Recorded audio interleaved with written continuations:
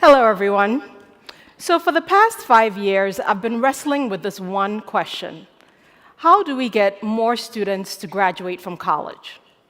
If you look at the numbers nationally, just about 50% of students who start will end up with a college degree. And for those who are first in their families to go to college, the numbers are horrible. Just about 10% of them will have a college degree at the end of 6 years. In my previous work, I was responsible for getting about 200 students to college each year. And so every year, I had students who were eager and hopeful. And then because they faced a myriad of challenges, they struggled. And so I knew there had to be a better way. And so when I set off on this entrepreneurial journey, it was very personal to me. I needed to find that way. So I had a lot of domain expertise because I dealt with this issue day in and day out. And so I knew what the right solution should be. I knew that a web-based application that helped pull information from students, their academic data and their financial data would work. And not only that, we needed a knowledge database where advisors who were working with students one-on-one could actually get information and become experts in the particular schools that they were working with. And so I developed the solution really quickly, and I started talking to customers.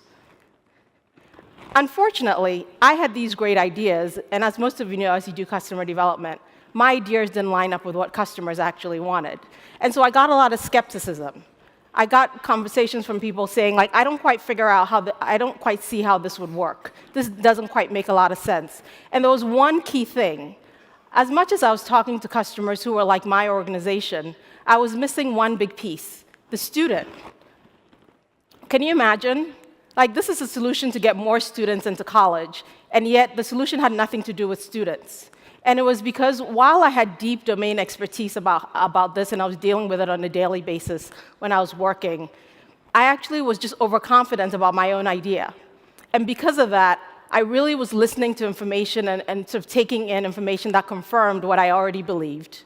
And as a result of that, I was missing this big thing, this whole issue around having a solution solved and working with students. So I was fortunate enough, after not having a lot of traction, to get an opportunity to work with an organization that actually had a user-centered approach. And so that gave me my second chance. And since then, I've used a few things in order to make sure that I'm not necessarily just relying on my own insight, but really making sure that I'm listening to users and listening to customers in order to make sure that this works. Because for me, this is actually a passion project. It's something that I want to make sure works, because I want more kids to graduate from college. And there are 3 things that I've done. One is I make sure that I focus on the problem and not the solution. I make sure that I'm testing all of my assumptions. And lastly, I've gone through this process of making sure that each week, as I talk to customers and look at customer data, I'm making sure that I'm capturing it through weekly reviews. And so I want to talk a little bit about how I've done this. So first, around focusing on the problem. Again, for me, this is really about college completion, and it's a big issue, sort of a big, hairy, audacious goal. And so there are a few things that I've done. The first is I keep that goal in mind front and center. And so one of the big barriers that students face in college is not having the right academic behavior. So, I know that certainly when I was in college, I didn't have great time management skills. My study skills were pretty good, but students struggle with prioritizing their time. And so we developed features that actually addressed it in a pretty innovative way. But I knew that that wasn't enough. And so we started to dig deeper. And what I found what we did actually was we had students do time studies. And so we had them go through their weeks and figure out how much time they were spending on schoolwork, how much time they were spending in class, how much time they were spending at work, how much time they were spending on extracurricular activities. And what was really interesting that we found when we actually just focused on the ultimate outcome was that students were focusing on things that had immediate results. So if they were scheduled for track practice, they went to track practice because if they didn't, the coach would yell at them. And they went to class because that worked. But what they weren't focused on were the things that had more longer timelines. And so they would always delay studying because, if you didn't study today, you could study tomorrow. And yet, what they were finding, when I started talking to particular students who had dropped out of college or who had been asked to leave college, was that at the end of the semester, they had lost their financial aid, or they were on academic probation, or they had been academically dismissed. This was a problem. And so from this process in really understanding what students were struggling with, we realized that the sense of urgency wasn't necessarily there. And why? It was because students didn't know ahead of time what the consequences of their decision was. So this has led us to a feature and an approach in our mobile product that I call Scared Straight. And so here's an example. So for students who don't necessarily see the correlation between their actions and ultimately the consequences, what we do is we show them this. And so the mobile app allows them to take their GPA, put in a variety of GPAs and credits, and actually see what the correlation is so they can see what's at stake. So if you're a student who's thinking about dropping a class, you need to be clear how that's going to impact your financial aid. And if you're actually struggling and trying to figure out if you're going to get the same GPA this semester as you did last semester, you need to understand that you're going to have to come up with $5,000 from somewhere else for next semester. And so it puts a very clear correlation between what things students need to be doing.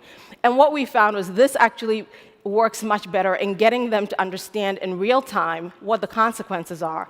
And then you could start to address the academic tools that students needed in order to be successful.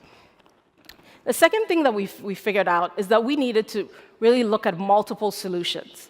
And so I tend to think that every idea I come up is brilliant. But I realized that that's actually not true. And so a perfect example of this was around study blocks. So if you remember back to your college experience, we're actually typically in class only about 15 hours. And so students have a lot of free time, which is a good thing, and it's also a bad thing, because somehow at the end of the semester, most students are cramming. And it's because they don't figure out enough time to use in order to study. So I had this great idea that we would actually figure out what students' open times were, and then we would push to them in their mobile phones these study blocks that they would study. They absolutely hated the idea. Now, what I did find worked was when we asked students to tell us what times they were planning to study, and then sent them reminders, that was much more palatable. But what we found was an interesting thing. As we would ask students what times they were going to study next, they started to tell us what they were going to be studying for. And so we started to push that information to them. And so they would get a reminder the day before and an hour before of when they were going to study, as well as what they were going to study. That worked really, really well. Lastly, what we found was really helpful was to make sure that you're capturing information that didn't agree with what you necessarily thought. And so again, most students are sort of hooked to their mobile phones because we know mobile is taking over the world.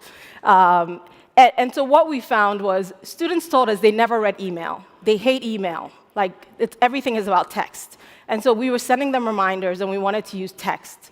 But I knew that wouldn't quite work because there was a lot of rich information in the syllabus that we wanted to push to them, and that wasn't quite enough. So I structured an email, and I sent it to students.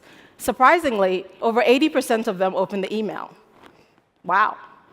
Now, in talking to students, what I found was what worked in this particular case was that it was relevant and it was timely. And so here again, this was information that we absolutely would not have known if we hadn't tried something different.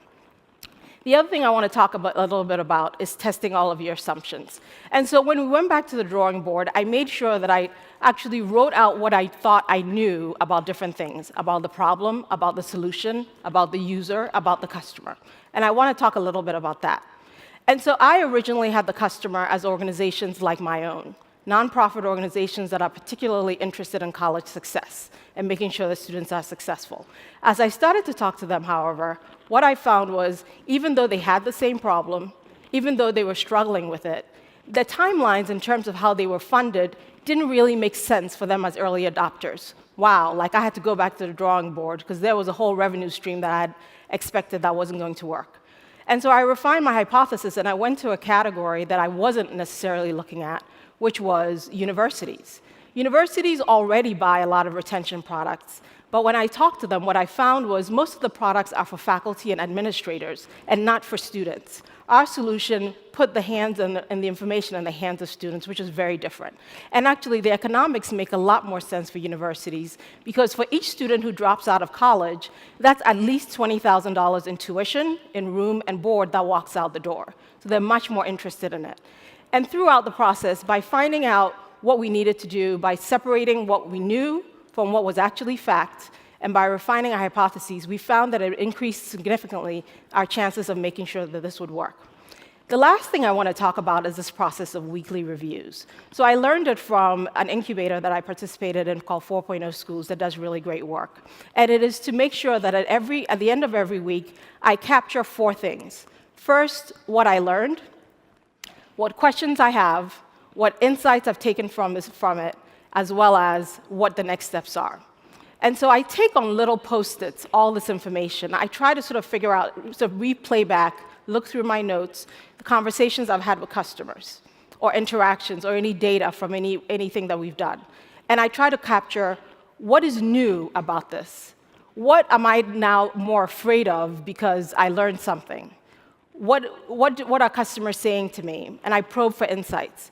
Through this process, I was able to identify something about competitors, actually, because I thought one of the competitors was much more formidable. But once I sort of actually started talking to people, a pattern emerged.